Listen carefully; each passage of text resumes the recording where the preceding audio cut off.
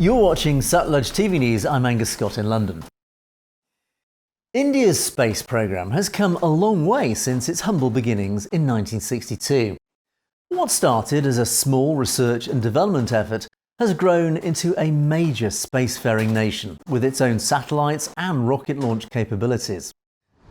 The Indian Space Research Organisation, ISRO, was founded in 1969 with the primary goal of designing and launching satellites for telecommunications, meteorology and Earth observation. The organisation's early missions were carried out with the help of other countries such as the United States, France and the Soviet Union. However, India soon began to develop its own indigenous space capabilities. In 1975, the country launched its first satellite, Aryabhata, using a Soviet rocket, and then the following year launched its first satellite launch vehicle, the SLV-3. Then the 1980s saw a significant leap forward for India's space programme. In 1980, India launched its first remote sensing satellite, the Bhaskara-1. And then the following year, ISRO launched its first geostationary satellite, INSAT-1A, and 3 years later launched its first communication satellite, INSAT-1B.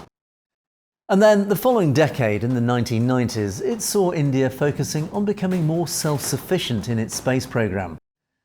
By 1993, it launched its first polar satellite launch vehicle, the PSLV.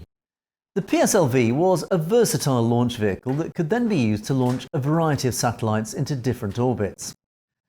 By 1998, India launched its first indigenously developed cryogenic engine, the engine that was then used in the GSLV, its most powerful launch vehicle.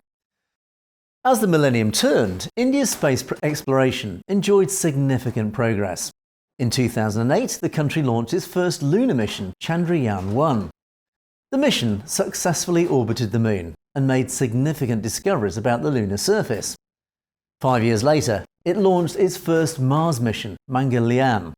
The mission was a success and India became the first country to reach Mars on its first attempt.